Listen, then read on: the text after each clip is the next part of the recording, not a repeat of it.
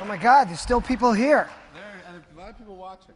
I just took some notes so I can remember what I want to talk about, because I really wasn't sure up until just a few minutes ago, because those of you that know me know it's kind of about stream of thought. So let's get comfortable, because it's all about relationships. And what I'm trying to convince the marketing world, a term that I coined a little while back, ROR, return on relationship. And what's bothering me is I think that people are forgetting about your relationships. And they're using technology kind of in the opposite direction. So a lot of you guys here, maybe some of you guys are new, but if you've been around with Jeff Pulver for a long time, if you don't know, Jeff was a ham operator as a kid. So he was that kid that wasn't out playing ball with everybody. He was up in his room, scouring around the world, trying to talk to people. But what's really cool about ham radio is that you're getting on there and you're twisting the knob around and you're going, you know, Jeff 242 something, and all of a sudden someone talks to you, and instead of like on Twitter or what we're doing today where you go, great, okay, next, go to the next person, you're like, oh my God, hello. And you want to build a relationship because this person's one of the few people that's on there. And now you're talking to them, and now you know somebody in Singapore. And what I see happening today is that people are using technology. The great thing about Twitter and social is that you can build these relationships at scale. But I got to tell you, probably most of you guys in this audience, you're not doing that.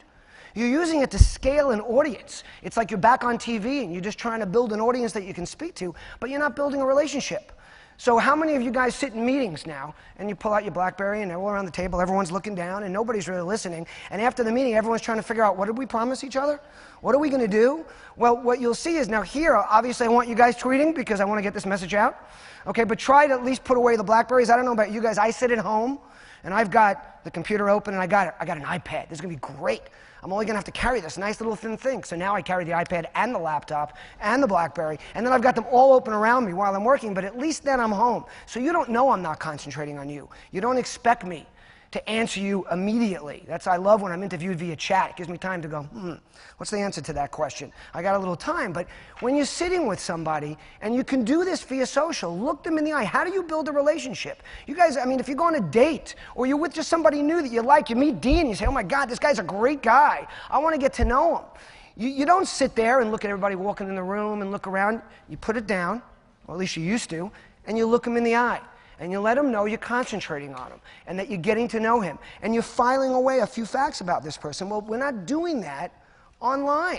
And brands aren't doing it. I mean, how many of you guys in this room are either from brands or work with brands, and everything they do, and so they call it social. It's not social, it's traditional advertising. They're just using the social medium. They're not getting social, they're doing campaign initiatives, they're doing campaigns, and the minute it's over, they're done.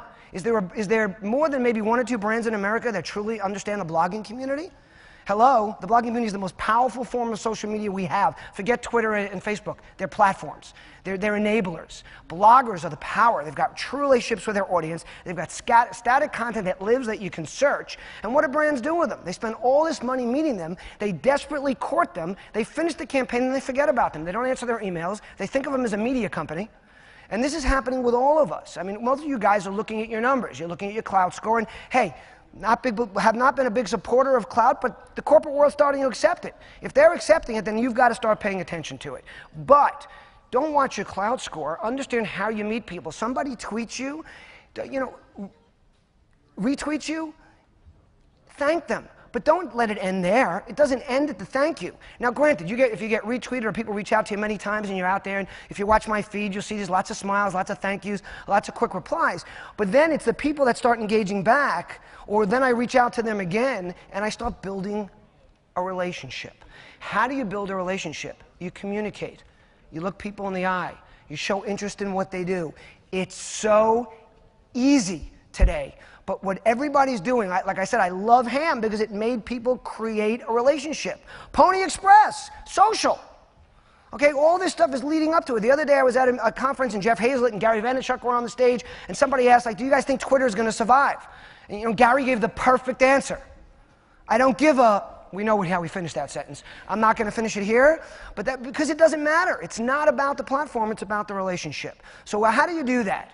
Well, you make yourself available. Again, what I do all the time is I throw my email address out there. I want people to know that don't send me 20 DMs in a row trying to get a message across to me. Tell me you want to speak to me. Set it up. Pick up the damn phone. How many of you guys work with people? Nobody. Okay, yeah, I know. Old school. Okay, don't worry, I have other tools, but this damn thing works, okay? But how many people you work with someone, you're working on an account, you're working on a deal, and you go, oh, we haven't heard back from them. Well, what'd you do? I emailed them. Okay, well, how many times you emailed? 3 times. Nobody answered you? No. What'd you do? I tweeted them. Yeah, I followed them on Facebook. Pick up the freaking phone. Call them up. Show up at their office. Meet them at an event. How many of you guys, I'll tell you, this happens to me at events all the time. You guys are all here. You're meeting all these people. This is great. You're doing what you got to do. You're not just here listening to people like me throwing out my opinions, and that's all they are is opinions. I'm not an expert. I'm not a guru. Nobody really is, especially in this space. Everyone's just trying stuff, okay? And the beauty of it is you can try it. It's live. It's real time. It's minute to minute. I can get feedback in 3 seconds. I talk to brands. They go, well, this is our brand message, and this is what we do. Well, what about your audience? What do they like? Do you know their passion points? Well, their passion points should be about sports because we're talking about sports. Maybe it's not. Did you bother asking them? Did you throw out a few feelers? Maybe all these jocks want to hear about makeup. Talk to them about it. I got to tell you, at Elf Cosmetics, we reached out and we said, look at all this market. We started talking to our audience, all the women that bought from us. And you know one of the biggest complaints were? I know you're not going to believe it, but my husband steals my stuff. Okay, now, don't worry, he's not stealing the mascara, but he's stealing the cover-up. And who is it, by the way? Biggest audience of men stealing cosmetics from their wives? Firemen and cops. They're going crazy all day. They're risking their lives. They're going out drinking at night. And the next day, they got to show up at work and cover up those lines on their face and fix things. And what did we do? We created a kit for them, and women started buying it for their husbands. Listen to your audience. Build a relationship. And then, once they talk to you, hear them. What does hear them mean? React to them. Do something for them. Engage. Interact. There's so much opportunity out here, but most brands aren't doing it. And there are brands that are. Great story. I'm down to 4 minutes, so I'm going to try to move through this quickly. I'm on a plane on my way to South by Southwest, 2010. JetBlue, stuck on the runway, 3 hours. About 2 hours in, I'm whipping out the laptop, adding JetBlue, asking what the hell's going on. And what do? Within 30 seconds, they interact with me. I'm the first guy in the plane to know we're stuck because our luggage is on the flight to New Orleans. So what's my next question? Like any of us, we don't understand the airline industry, so get it the hell off of there and put it on our plane. It's a little more complicated than that. They engaged me. They explained it to me.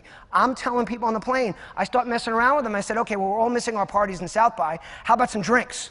Free drinks for everybody. And they start quoting what they can do and what they can't do. But what do? They don't just quote me the way some brands do. They said, you know what? We want to do something for you. How about free movies? This is before they had their escalation policy. So now they gave us free movies. I go up in the air. We all know no wireless on JetBlue yet. Boo. Soon, okay? So I immediately tweet when I land, kudos to JetBlue. They couldn't solve my problem, but they engaged me. Now, airlines can never solve your problem. They're going to take the plane. The plane's going to take off because I'm sitting there bitching on Twitter? Of course not. But they're going to engage me in a public forum where everybody else who's paying attention can see it. I'm sitting on a panel at the CMO conference. I'm a reformed CMO. I call myself a CSMO now, okay? Chief Social Marketing Officer. And I'm on a panel with Morgan Johnston, head of communications for JetBlue. And I don't really know him yet. I wasn't going to say to him, hey, dude, I had this problem on your plane. It was 3 months before that. We're on the panel. We're talking about engagement issues. Banks, there's Jamie Punishill, who was with Citibank at the time, Morgan Johnston from JetBlue. They don't got easy questions. This isn't Target saying the bathroom's dirty or I didn't get the discount I wanted. It's hard to help these people. So Morgan starts talking about how they get engaged, and then all of a sudden I said, that's so great because when you really talk to people, even if it's a problem you can't solve, he goes, oh my God, you're that guy. You're at Ted Rubin. You're the free drinks guy. Okay, now this happened on a plane. This happened in a room with 100 chief marketing officers from all over the country, and this happened naturally. We didn't even know it was going to happen. I'm like, oh my God, that was you tweeting me? Yes, because JetBlue has an escalation policy. JetBlue pays attention to everybody. JetBlue correlates it with your cloud score. JetBlue looks at who follows you. JetBlue knows what you paid for your ticket. Go try that with Virgin. Virgin Airlines, great Campaign and initiative-based social. They'll try anything. Porter-Gale, fabulous CMO. She's doing great things. But they don't engage. They don't communicate. You tweet them, what do? They pull you to DM. The minute you're in DM, they pull you to email. You email them, maybe 28 hours later you'll hear from them. I got another great story, but I'm down to 128. I don't know if we can go there. So let's go on to the next thing. Just last night, Target, first Twitter party ever. It was like the effing Apollo launch sequence. Oh my God, these guys wanted to try. It was with Liz Lang. Women here in the audience, you probably know who Liz Lang is. Fabulous designer, made maternity wear that makes you look beautiful, popular. Women love her. We got about 100 bloggers to come on to this Twitter party, and Target's saying, well, you can't answer any of the questions they pose on Twitter. Can only answer the questions that are approved that come through here. Now, little did Target understand that, dude, it ain't the way it's going to happen. You're going to have this thing. And what they also don't understand is people love Liz Lang. They love Target. It was all cool stuff, but they still didn't want to do it because they wanted to control the message. It's dead. You can't control it. You can guide it. You can talk about it. But you know what's happening today? All of you people, you can't be afraid to build relationships. Stop running away. Look people in the eye. And brands can't be afraid of this either, because relationships are what make it valuable. It's what makes it good. You guys are going to leave here, you're going to have all these cards, and I would say 90% of you guys will not follow up. I get this all the time. Oh, I ran out of cards. Give me your card. I'll email you.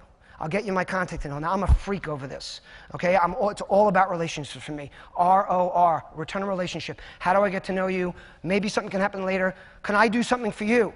I make that call. What can I do for you today? That's what's important. You go out to dinner. Don't go out to dinner with one person when you're at a conference. Everybody you pass by, invite them. Come on. Come with us. Let's build something. So it's really important to communicate with these people. So I come home. You guys will get Facebook. I'm going to friend you on Facebook, and I hate that freaking word. Friend. You're not my friend. I'm just getting to know you. You guys have teenagers? Oh, I've got 2,000 friends. You don't even have one friend because you're sitting in your room typing to all of them. Okay? Make him your real friend. I mean, I had to work to make Jeff my friend. He didn't like me when he first met me. I was way too abrasive. Okay? But you know what? I didn't give up. I called guys like Dean. I said, will you talk to Jeff? Tell him I love him. I went to his social media jungle. I used to go to his goddamn breakfasts.